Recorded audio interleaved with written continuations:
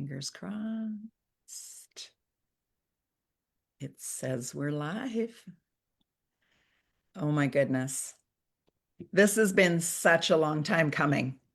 It really is like I could have tears just thinking about this moment as I was replaying earlier of, just us meeting and all the different things and how I've always wanted to introduce you to my people and all of the things. And so today is that first of many, I hope, Noel. But for Yeah. you that are watching this, because we're live streaming into the Be Extraordinary Women's Network, I really want to take the time to introduce you to my dear friend Noel. Now she's in Los Angeles. She also has homes in other places that we will talk about, but she lives this life that really at times can feel very magical and at times can feel very heartbreaking. And I think we're going to go down a bit of a journey today because I think that a lot of the women here can relate to what does it look from the outside and then what does it look like from the inside.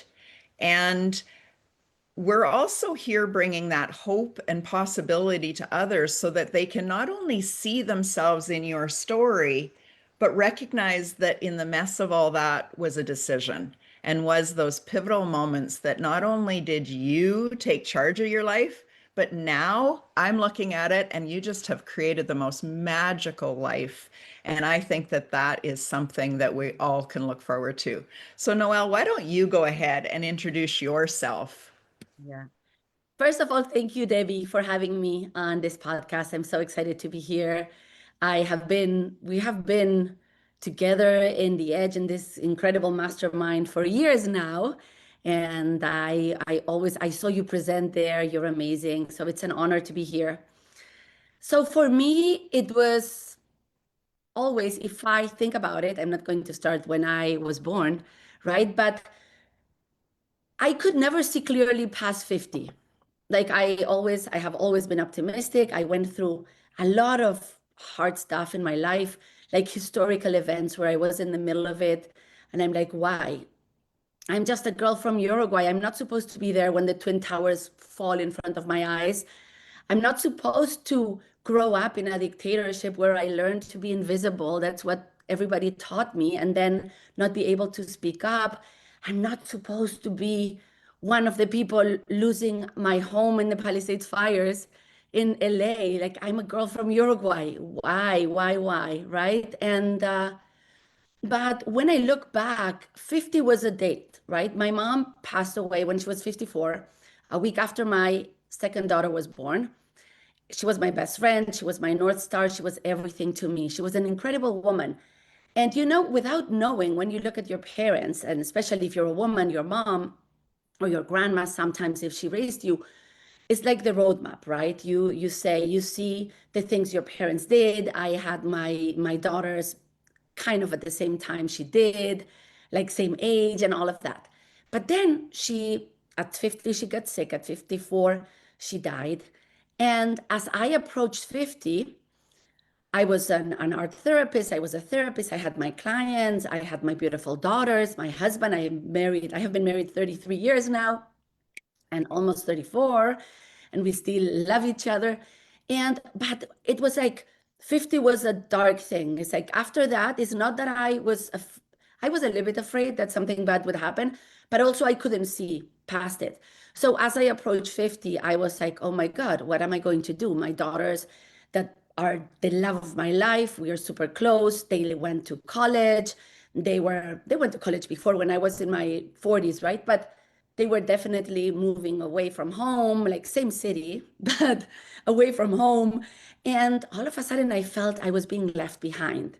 And I don't know if you felt that, Debbie, or if you're listening to this, like this feeling of there is this age where your looks start going a little bit. So if you're used to getting attention on the streets or people helping you or guys helping you, it's that starts stopping. And then you feel like, wow, my daughters that really needed me don't need me anymore. So there is a hit in significance in all of these areas of your life. I was feeling like I didn't matter. I was feeling isolated. I was feeling lonely. And my spiritual teacher told me, on February 17th or 21st, I think, right before COVID. You have to go here. She gave me a link, and that's how I met Dean Graziosi and Tony Robbins. So I was telling my spiritual teacher, I don't know what's next. I don't want to do one-on-one therapy right now. I don't want to be a therapist. I want to be able to give advice, to share my life with others. As a therapist, you have to be, everything has to be concealed, right? You have to be the blank canvas where your patients project their lives onto. So I sit there, and Dean Graziosi and Tony, they say something amazing. When you go into mastermind and when you can create a business from scratch where your gift is what you're giving to the world, you don't need to learn anything else.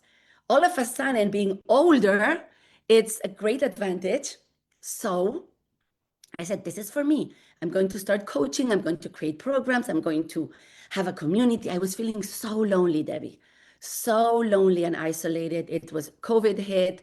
We were all like inside, indoors. So I started creating. I used my COVID time so well. I reinvented myself. I came up with a business. I pre-recorded my courses. It was all about the emptiness because I thought, what am I good at? I'm a really good therapist. I'm a good psychologist. But if I had to pick a niche, and I said, okay, what I can do is talk about emptiness because I'm doing it very well. I'm close to my daughters. So I start with that. But a year and a half into it, I was miserable. I had pre-recorded courses. I had spent so much money or invested so much money into doing this thing. I'm such a good student. I'm a dictatorship baby, so I know how to obey rules and be people pleasing and all of that. So everything Dean said, I did. And what happened is that, yes, I was able to create something. Yes, I was able to sell it, but it wasn't magical because it wasn't me. And I'm always after joy. Joy is important to me and wasn't bringing me joy. So I found myself ready to give up. And I have given up so many times. Like I had projects that I gave up. And I never gave up on my family or my marriage, but the rest, or friendships, but the rest I gave up a lot of. I'm multi-talented, I think. So I start something, and then if it doesn't go well, I quit. And I was like, no, I cannot quit this time. So I said, what's happening here? What's missing? So I decided to do art therapy on myself. I said, you know what? I sat in my garden. I grabbed my pencils, my things, I grabbed my printer, and I started creating a collage. And I said, I have to see what's my vision. Why am I not loving this? I create a vision board like I did for my clients. And what I realized is that in my new business that I created to be happy, to be connected, to be a part of something bigger than myself, I created something that was isolating me. And what the images told me is that what I craved the most, what I needed was community. What I needed was adventure. What I needed was creativity. I needed color. I needed like shine. I needed all of that. And none of that was part of my business.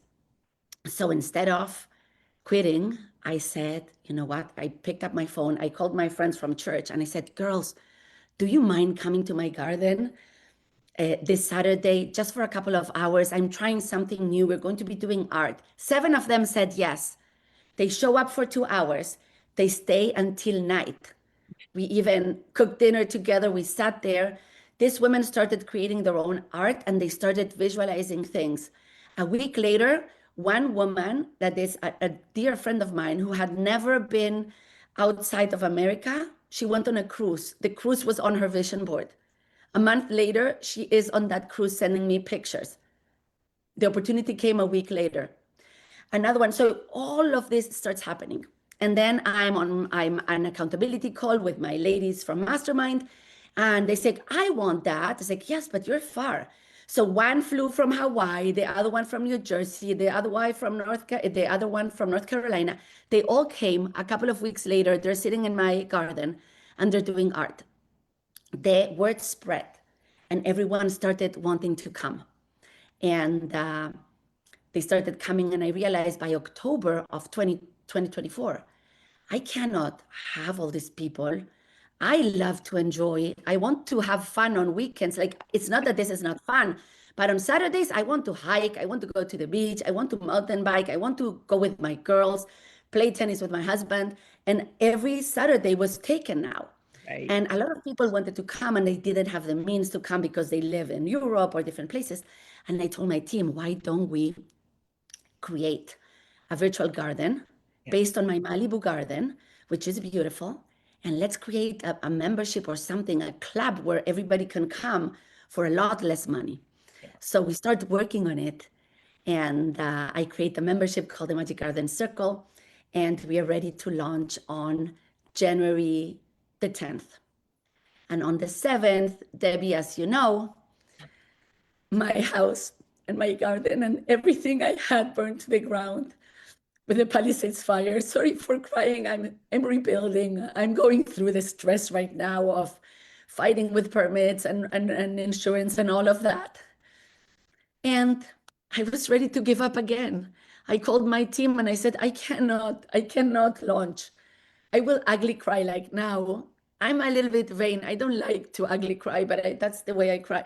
So I said, I cannot do this. I'm heartbroken. I can't.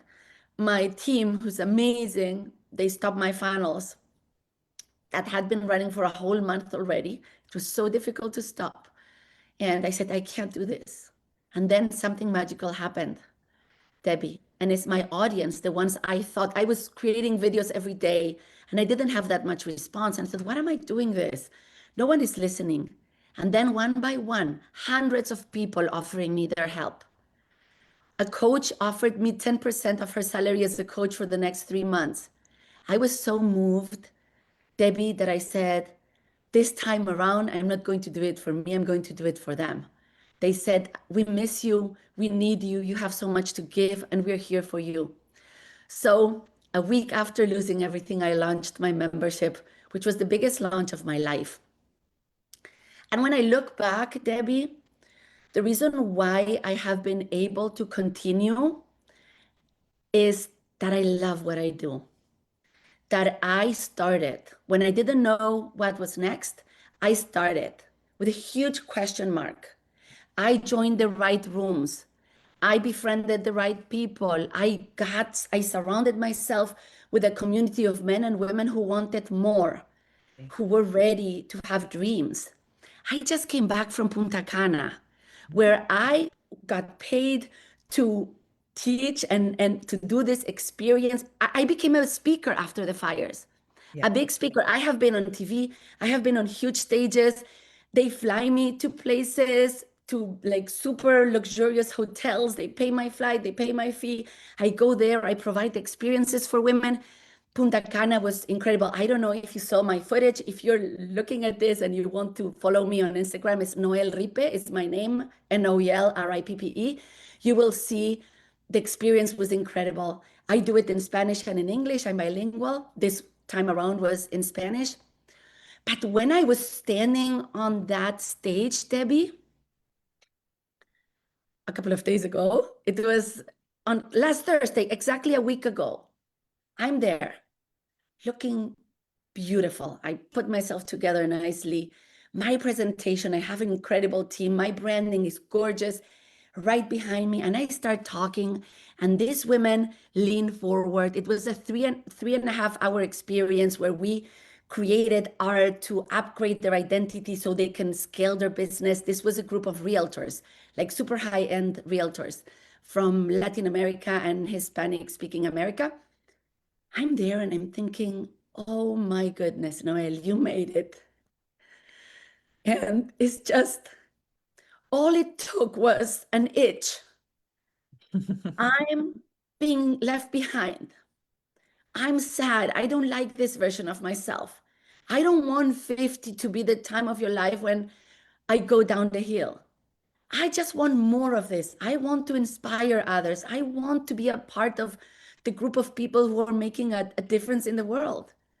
And step by step, I kept on going. Every time I wanted to quit, I had a group of people around me who sustained me. I think you have your own community, and this is why this podcast, these communities are for. So you never get left behind.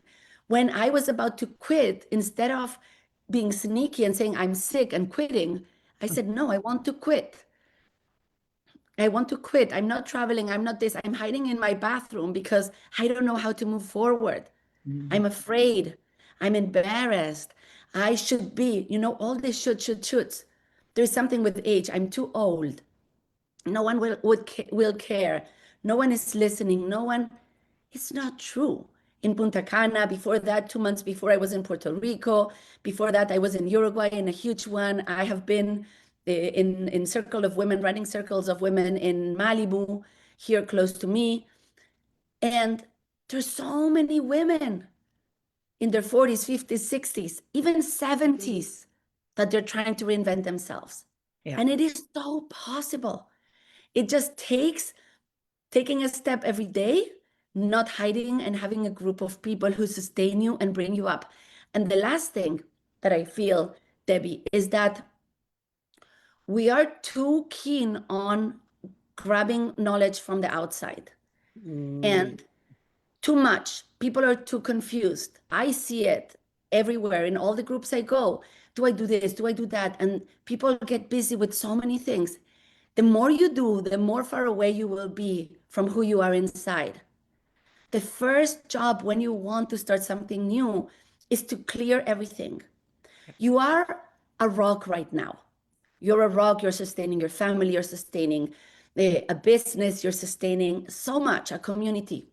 But inside that rock, if you take the time to do the work, you will find a gem. You're the most shining, beautiful, gorgeous, unique, incredible gem. And when you find that gem and you start shining bright, everybody wants a piece of you. Everybody wants you on their stage. Everybody wants you in their podcast. Everybody wants you in their life. And not only business-wise, family-wise, friends. Yeah. It's like, well, my daughters are 33 and 31. I adore them. They are friends. I'm close to their friends. And they say, Noel, how old are you? I'm 58. It's like, I want to be 58 so I can be like you. You know what that is. And I'm not saying this in an arrogant way. It's like we have the responsibility to show the younger generations that you could look up to aging gracefully, to youthing, my friend Lavinia Erica says, to getting better and better until it's time to go Yeah. to the afterlife, right? But being like really focusing on who you are inside and giving yourself the time to not get too busy. When you get too busy and you get too much information, you lose yourself. That's what I did. I got lost in the Ingres Yossis framework. Did he want me to get lost in it? No. Did he say you have to stop being yourself and be my replica? No. But we do it. Yeah. Yeah. We follow a framework and then we get lost in it. Yeah. Okay. I love this. So I wanted to just to let you just keep talking because I think that this was such a beautiful chunk of 15 minutes of gold. And you really took us through that journey quickly. Like good for you that you could take us through all of that and still have us come out the other side going, I want more.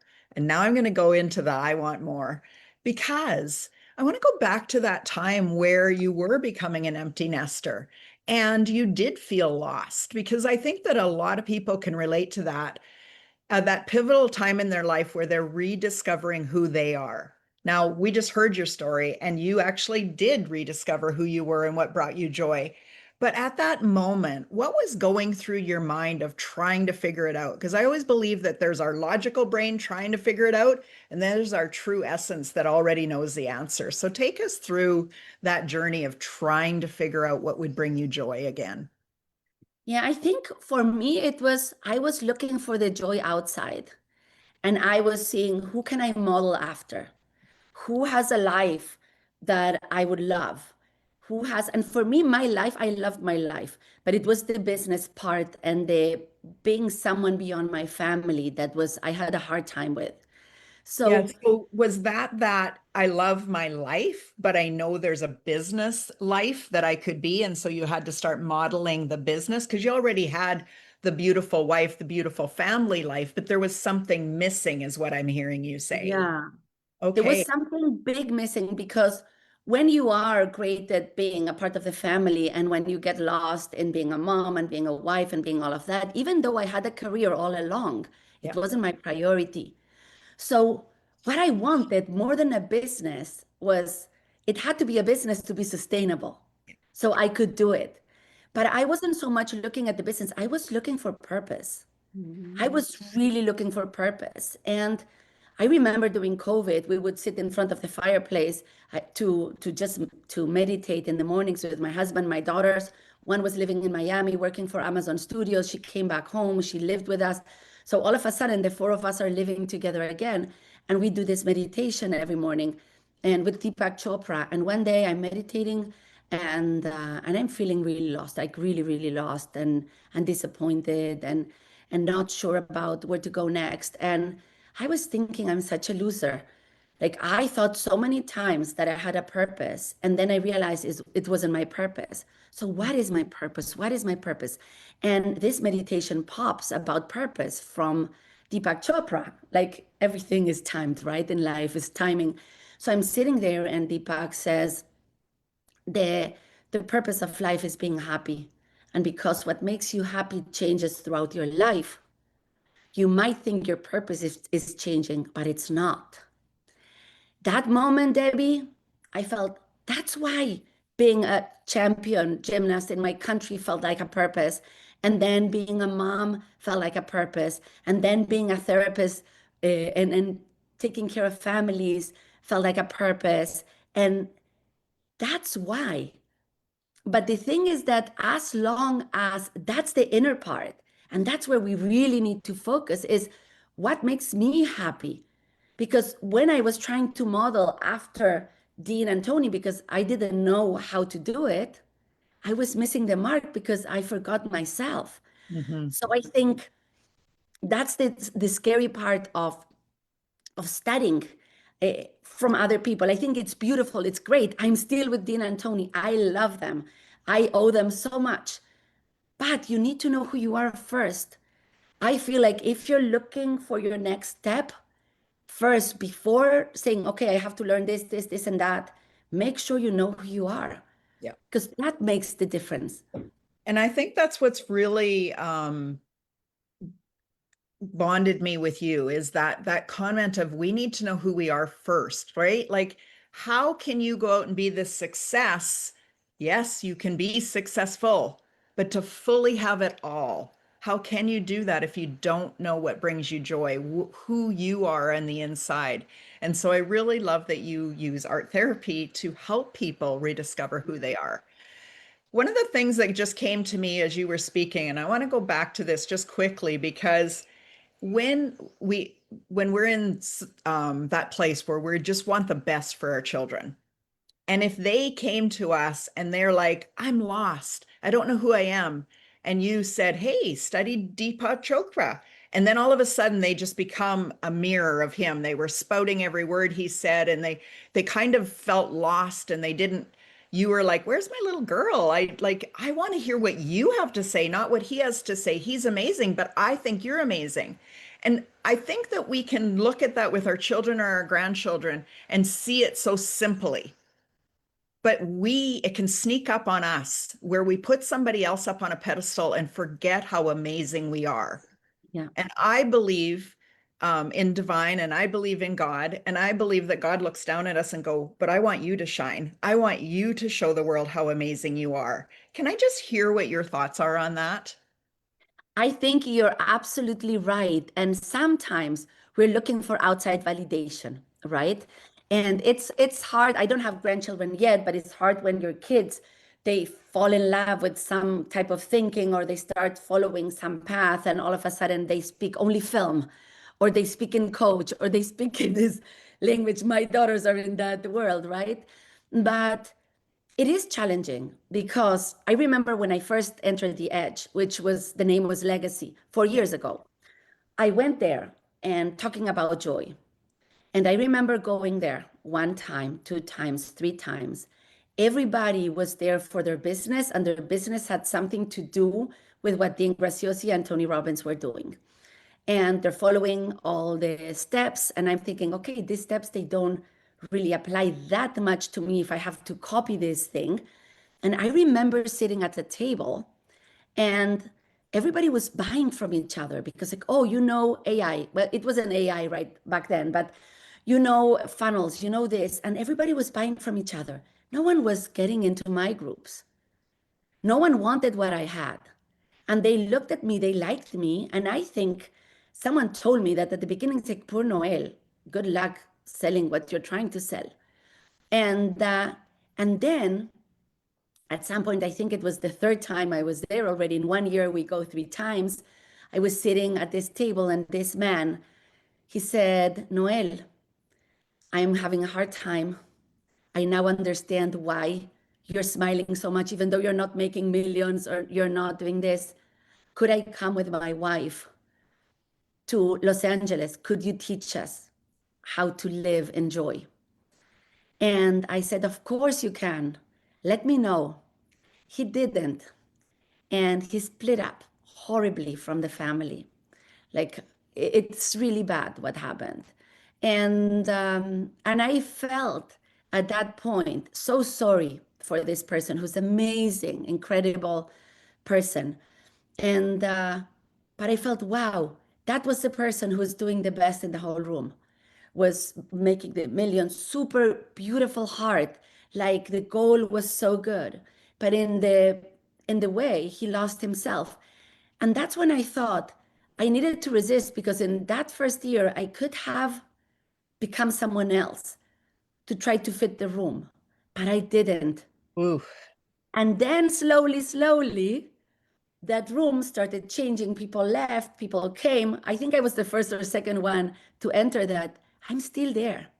And people are coming to my membership, and people are doing one-on-ones with me, and people are coming to my immersive experiences. Yeah. But I had to really resist the urge. So many times I felt like, I look like an idiot here. I'm the one, yeah, it's joy, it's this. And people thought, oh, that's not very deep. Sometimes people mistake lightness for lack of depth. Thank you.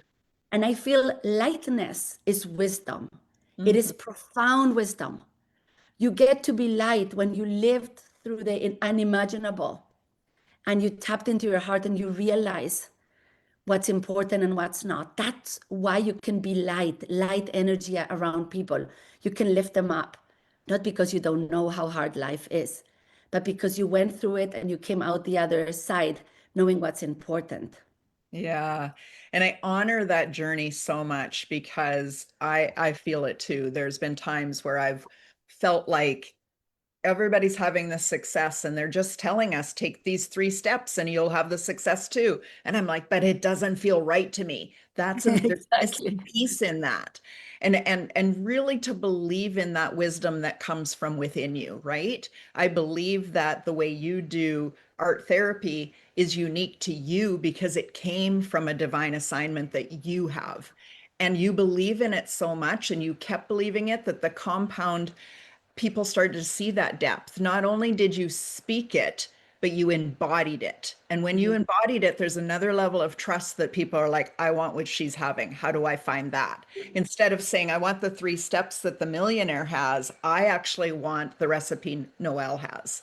And so thank you for staying the course because you have not only really shaped the culture within our community, that there is a new depth of that lightness instead of just the skills that we can all learn. So being who you are has definitely helped the rest of the community. I want to talk a little bit about your art therapy because you were actually trained as a professional and you probably followed all the rules of how professionals do certain things, but you also could see that there was a missing piece. And so, can you take us down that journey of recognizing that there was maybe something missing in the way you were taught and that you have now evolved it into what you're able to do with people now? Yeah. The beauty of art therapy, as you said, is that art therapy is a science. It's a social science, but it's a science. I studied 3.5 years of neuroscience to become an art therapist. So you know exactly when you use different mediums, what type of what part of the brain you are tapping into, if people are anxious, if people are depressed, like you know what you're doing. The beauty of art therapy, it looks like a game. It looks like it's childlike. It's very innocent. And that's how I sneak into your subconscious. And yeah, art therapy bypasses the cortex and you go into your limbic system where your emotions live and you tap into the subconscious mind. So, imagery, especially when you use things like collage and you use images and you start choosing them and you let the images choose you, all of a sudden you start discovering. I just finished yesterday a 4-week immersive with a group of incredible women, and we use collage very heavily. And the things these women discovered was incredible. What I see is that coaching without art therapy, you're trying to figure out what's wrong with your mind. Mhm. So it's with a tool that hasn't worked and you're trying it. So your mind, your neocortex is going to give you all the excuses. We are so smart, right? We rationalize things, we model after others, we have all these beliefs that stop us from being the amazing person we are. And then with art therapy, what you do is you go deeper, you go to another part, and then all the yearning, all what's beautiful about you and has been hidden under layers and layers of excuses and beliefs and trauma, everything starts coming up beautifully. So for me, coaching without art therapy, first of all, is too dull. For me, I find it boring. I love color. I love colors. You know how I dress and everything. But within the art therapy community, when you do art therapy as a therapist, you can't give that much advice, Right. right? Because it's a different set of rules. And I love being a coach because then I can be more hands-on. I can teach you tools that you can take and apply to yourself. My whole thing is that I don't teach. I don't teach you. I tell a story to bring you into your emotions, into another part of your brain. I ask you to do some exercises. And in the exercises, you discover something, and I ask you the right questions so you find your right answer. It's very different than people telling you what to do. I will tell you, do this exercise, but should I do it like this or like that? I don't know. It's your life. It's not mine. It's Yeah. your heart. It's not mine. It's your love. It's not mine. And we are all experts in our own thing. So there is a combination between coaching and art therapy that I really love. Another thing as an art therapist that I was always very creative. My fellow art therapy students and other art therapists where I worked, when I worked in clinics and stuff, they always came to me and they said, you need to write a book about interventions. And because I don't know, I just love coming up with things. And I feel, okay, what's the result I want to have? Like now in Punta Cana, what's the result? Okay, these women want to scale their business, but they won't be able to scale it unless they scale their identity and unless they're ready to receive what you get to receive when you are at the next level. So I created a whole thing with a glass jar with pebbles. We ended up like barefoot on the beach, grabbing sand, putting it in there. It was so incredible. The women loved it. So the beautiful thing about art therapy and the way I do it is that I create it every time. If it's a group, I create what's good for the group. When I do right now, I'm launching a new program called the Gem, where you go from rock to gem. It's a 12 session um, kind of program. It's completely curated. It's one-on-one. And then I will curate art interventions just for you, whatever you need, because I have that gift to be able to really, I have a way of seeing a little bit. I won't say it to you, but I have a way of seeing what you need. And then I give it to you and I see how you respond. So I think the ability to be able to curate, really curate the art intervention, the questions, the things, like nothing in my life goes by the book. And that's something I needed to own. I do not like Like I grew up in a dictatorship. I do not like, I'm not going to impose rules on myself when I lived like that from when I was born until 18. It's just the client. You are in my mind, you're in my heart, and I will take you on this journey and everything will be curated. So it's fun. I sometimes I have experiences with balloons.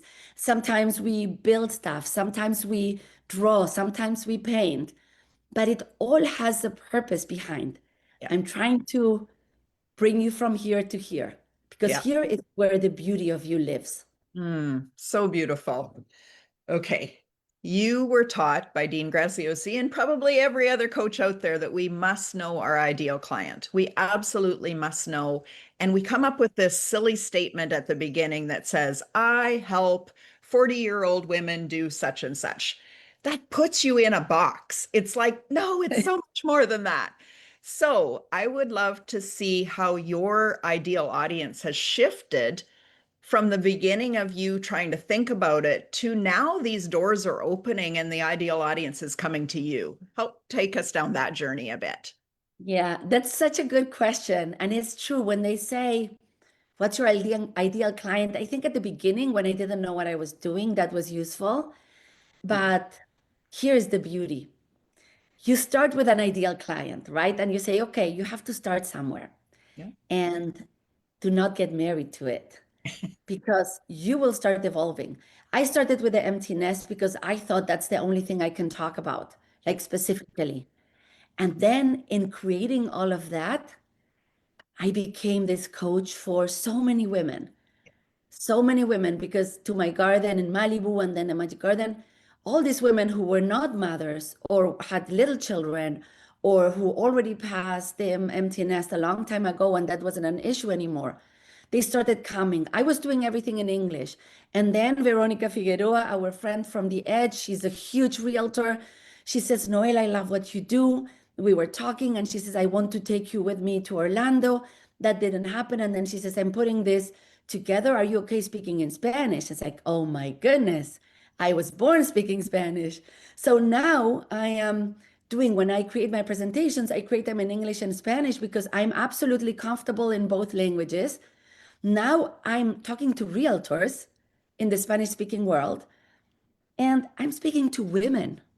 Yeah. What I love, I have, when I created my membership, it was just for women. And then Imon, remember our friend Imon, a young guy, amazing. He was the first one to sign up. But I tend to have more women, and there is something about talking among women. We can speak about things that maybe we wouldn't want to speak in front of men. So I love that. But yes, it evolves. And I think it's more about what you can give them. And whoever needs what you can give them, may them come Yeah. and may And them I receive. Yeah, sorry for interrupting you, but I think No. that's the key point here is that your vision and what you were providing them never shifted. Just who you were speaking to, English, Spanish, young, old, wives, mother, daughter, all of those things were an experience that you created. But the end result, the outcome you got them was the same. And I think that that's Exactly. really important when we start to realize the gift we're here to bring the world, and you have really done that. I want to go to you presenting at the Edge at what we at the time called Implementation Day. So it was a bonus day that you came and you created this experience for your fellow peers, the Edge members. And you had men and women, young and old, successful business people just starting out. You had the gamut of people there. And I'll just share from my experience what that felt like. Now, two things. I'm extremely proud of Noelle as a fellow peer of the Edge member getting this opportunity. And I'm so excited to witness her in her zone of genius. There's nothing better than watching somebody fully step up into what they can do that's so unique no one else can do. That's why it's so important for me to get people an opportunity to share that, because you can write it, you can even do a sales script, but nothing's like experiencing you. And so from that perspective, watching the people dive in and you saying, it's not my choice what color you want. You choose. Like it was so amazing to watch you just kind of gently give them back their own power. I'm not going to tell you how to do it. Should I cut it yet? Oh, I'm not sure. I don't think so. Watching this whole journey unfold and then having the aha moments, the light bulbs go off that you already knew were going to happen. I know you knew exactly what was going to happen to these Right. people. And so I just want to show everybody what I did first, because this is the wheel of life. And you can see that my wheel was a bit wobbly. And yet, Noel, and I'll let you explain how you took us through from having a wobbly wheel that might have judged us wrong to how do we make it exactly what you desire in life. And so can from you take us through that journey of being asked and then you got to design it and then you got to facilitate it? What did that feel like? It felt incredible. It felt like really, and going from that room where at the beginning I was the odd one out, the one that it wasn't, poor Noel, she doesn't know what she's doing. This is not the business. To being called to be in front of everyone and people who doubted me, and they're good friends and like beautiful people, but they were like, what does Noel do? Watching them all playful out. And from that day, something happened that was huge. And I want to say, we started doing the Wheel of Life. I always talk about life is not just work or life.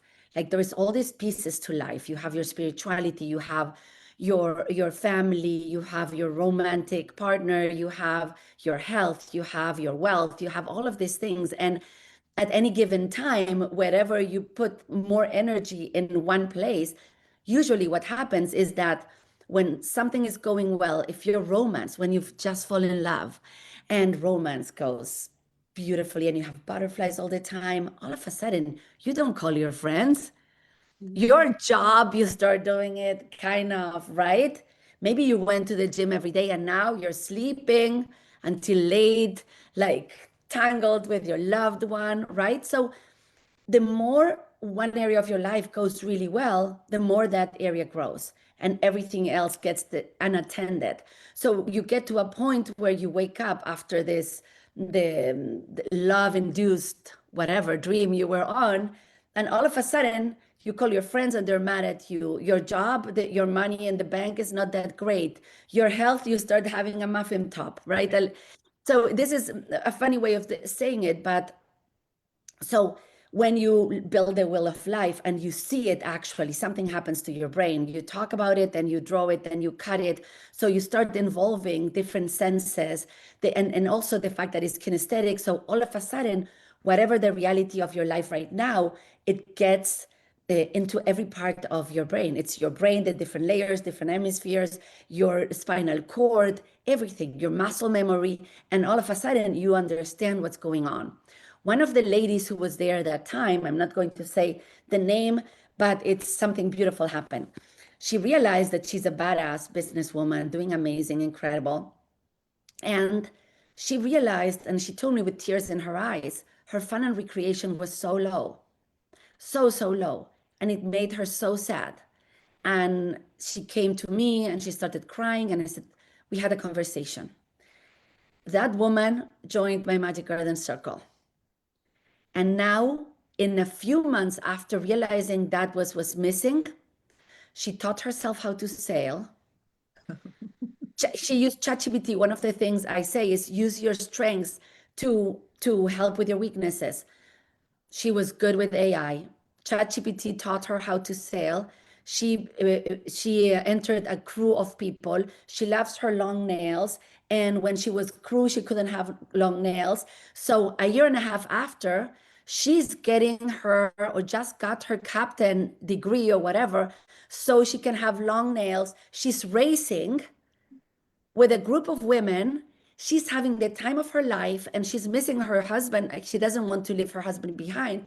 So she convinced him to be, he doesn't want to sail, but he's one on the boats, that the motor boats, and like supporting the women who are in these races and doing the whatever, security, safety things from the wheel of life.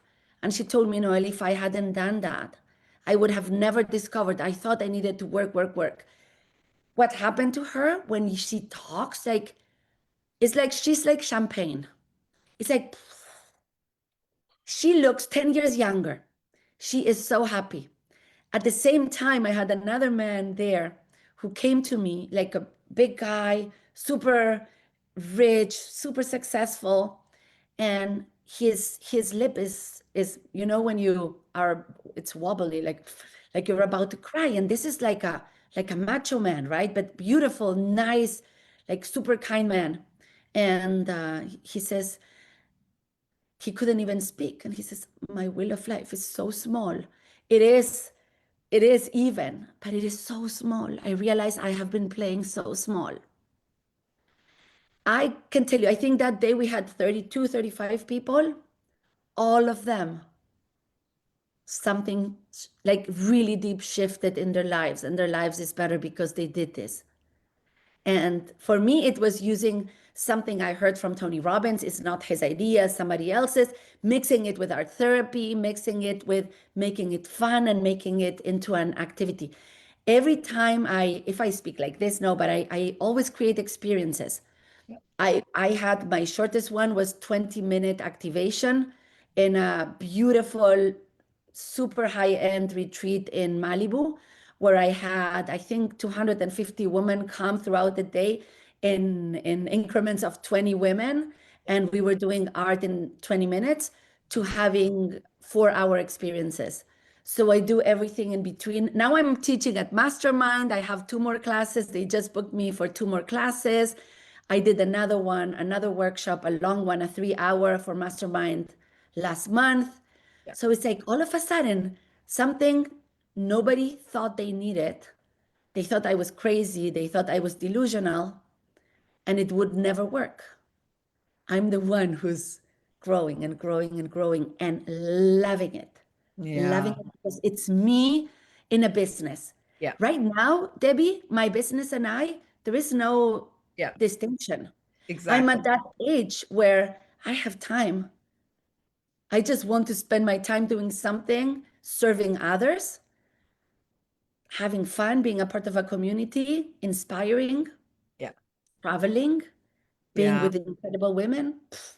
I have it all. You do. And you've intentionally built your life that way because um, I witness the struggle, especially with a lot of women that I speak to here. The struggle is, oh, you have to create an evergreen so that you're not tied to the computer. You need to do the work. But then people aren't getting that customized feeling of people being in the room with them. So there's always a let's do it, let's try it, and then a gap. Oh, I'm going to teach the 5 days a week. Oh, now there's too much. Now I'm tied to the computer and I can't go off and enjoy my life, or my grandkids pop over. So every time that I always say, be careful what you wish for, because when Yeah. we're trying it out, we think this is the thing that will tell us we're successful or give us that fulfillment. But then as we test it out and we play with it, we realize there's something else and another opportunity when we're staying open. So I love that you have gotten all those opportunities and they continue to open, and who knows a year from now where you're going to be. But I do Yeah. have to put it on the record that not once did I ever think Noelle was crazy and didn't have a business. I she's a You, genius. She's the one you. that's over here actually going to make a difference in how many people's lives. Because for me, there has been a story or a gap or a struggle with people that are all about money and not about fulfillment and joy. And Mm. so I've always said my North Star was joy. As long as I followed my joy, Mhm. whatever door opened was the right door. But if I started going, oh, I need to do what they do because they just made 6 figures, I get off course. And so for me, it's always come back to the true north, which is joy. And so Mm. I understand from a lived experience of not following my joy what that can actually do. And I think probably you have seen where you have gotten off course or you witnessed loved ones get off course and you were just, let's come back and let's refocus here a little bit. I So know. as we wind this up, I would love for you, because you do have a lot of programs, you have offers, you have all the different things, but I would like to know what's beyond the dream that is playing out right now. This dream that's like, I think I'm living in dreamland. Everything I have is possible and I'm loving it. What's the dream that's behind that dream? Do you want to share that with us or give us a glimpse into what hasn't happened yet that you would love to see happen? Yeah. What's happening right now, it started happening, is that because of the rooms I'm in and my lifestyle, I started getting requests from celebrities in different industries, right? Here in Malibu, of course, you have certain industries, but other industries who want to be a part of my world, and my world was all groups because I really truly believe in groups. I think they're powerful. But these women who are well known, and they might be influencers or in the world of real estate or movies or whatever, they don't want to share in a group because they are afraid of people talking, even though every group is confidential and I make sure they sign papers and everything. They have been asking for a curated journey. So my dream behind the dream is this gem that I'm going to be launching very soon. I already have two women going through it, two celebrities that are loving it. And then putting them together, like really curating the room and putting these women in a retreat in my home or around my home in Italy. That is what hasn't happened. I haven't organized a retreat in Europe yet or in Italy yet. I will do some in Malibu once my house is back up and but yes, I really love experiences. I love being a part of them and I really love creating them. Right now, my daughter is getting married, my oldest, Francesca, to a great guy. They're getting married in Italy in our house and a town 10 minutes away and at home, the rehearsal dinner and everything. And we hired this wedding planner who's amazing and wants to help me with my retreat. So I'm watching her to see if that works out. This is something because there is something about powerful women who are super successful, and I watch them. They're successful on the outside, but they cannot feel it inside. And they go to the next thing and the next thing, and now more stages and more this and more money, and the private jet and more movies and more this and more that. And there is a hole inside. And so the gem is for that type of woman who has it all, that has been like they're reaching for outside for what's inside. And I know they have it. Yeah. And then putting them together and being able to trust other women in a beautiful place where we can tap into old traditions, women traditions, the folklore of the southern part of Italy, the Hill of the Boot is gorgeous. All these ceremonies they did to unite women. So doing those retreats, whether they are a part of the gem or not, like that kind of retreat where you really bond. Because Yeah. there is something beautiful. It's sad for me, and I completely understand when you cannot trust the people around you, Yeah. when you cannot trust the women around you. But if you're all on the same boat and you start trusting each other, something magical can happen. It does happen. I have curated retreats like that. Strangers coming in and being lifelong friends because there was a Yeah. joint. They trusted me enough to come in and then trust each Yeah. other. That is so beautiful and so needed right now. So when I asked you, what's the dream beyond the dream, and you shared that thing, and I was like, that's already happening, my dear. That's already in motion. That is coming, and the outside world will witness it, but it's already energetically happening very, very much. And I think that that's just so beautiful to witness. Because let's circle back to what I told you at the beginning of inside of the Be Extraordinary Women's Network, we're really bringing hope and possibility to those that maybe have lost it. Maybe they never had it. Maybe they've been Mhm. part of a world where this feels foreign to them. And I would love to hear what you're saying to them women, because I believe those women are your women as well. But what Yeah, would you of say and course. leave them with? that you have a gem inside. You're special. You came to this world. God, if you believe in God, I do, put you here for a reason. And playing small is not serving anybody. If you believe in God, you know God gave you a gift for you to use it. And using it is part of our responsibility, bringing it out into the world. And if you do not believe in God and you know you have ancestors, we are standing on the shoulders of so many generations of women who did, who put up with so much crap for us to be able to stand today here and have the freedom to speak and to do. I didn't have the freedom to speak until I was 18 years old. So either way, whether you have a responsibility to God or to your ancestors or both, Mm. don't play small. Playing small doesn't serve anybody.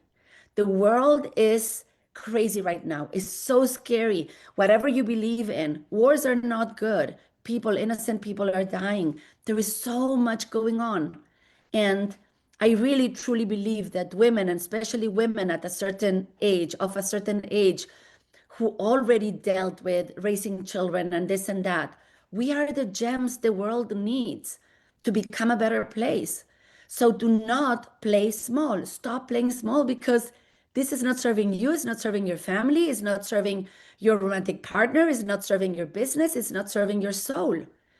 You just start. It's one step at a time. Start with anything. I hear very often women saying, yeah, but I don't know what my thing is. Do you love cooking? Start cooking, invite your neighbors, see what happens. Do you like writing? Write something, start a blog, do whatever. You need to start, and you start today. It's not on Monday, it's not next week, it's not tomorrow. You start today. And understanding, give yourself time to discover who you are. Mm. When you start this journey, beware of people telling you what to do. Go to people who help you figure out who you are truly. And then once you know who you are, say, okay, I need to be able to speak in front of the camera. I go to Lori for speaking, right? And if I need AI, I go to this for AI. But you need to know who you are first. Yeah. Otherwise, you're adding stuff. And this is what I was saying in Punta Cana last week.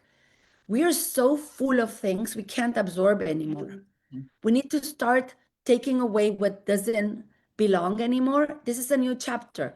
There are things that served us well at another point in our life. Yeah. If you don't need it, drop it. Leave Mm. space for the new, one step at a time. Don't wait.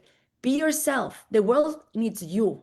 Doesn't need another copy of Debbie or Noel or Dingraziosi or anyone. Yeah. Oh, so beautiful. It reminds me of two things. Just before I jumped on with you, I was filming a part of a module for the Shine framework, which the H in Shine is healing. And it's why I've always been very attracted to what you do, because we can get really locked up in our limbic system and that fight or flight. And in order to get out of that, we need to really recognize, where does our wisdom come from? It comes right from right here. And Yeah. so let's do that. So that reminded me, like it felt like my conversation just continued on inside of this room with you, which is beautiful, because that's the type of people that I always make sure that I'm hanging around, as people that are an extension of the things I already teach and believe. The other thing that I want to talk about is Noelle has actually agreed to come in and be a mentor inside of the Shine, a guest mentor. And so if that is something you guys want to experience, something that she does, let us know. Again, we need to know what you want so that we can help you receive that healing, Mhm. to help you shine your own unique light, to make sure that you are fully understanding who you are. So, Noelle, this conversation today has been enlightening. I've learned a little bit more about your journey, and I think that's so fascinating, as we get to spend a lot of time together several times a year, and yet there's always an opportunity to go deeper. You've reminded me of your garden, not only your physical garden that was lost and is being rebuilt, but also of your magical virtual garden that you have created and have as a community. And so I'm going to come in and check out that virtual community. And I hope that someday I get to visit your real garden as well. Yes, of course. Thank you so much, Debbie, for having me. Absolutely. You're such a good interviewer. I didn't know that part of you. Really? Okay, I want to make sure that I'm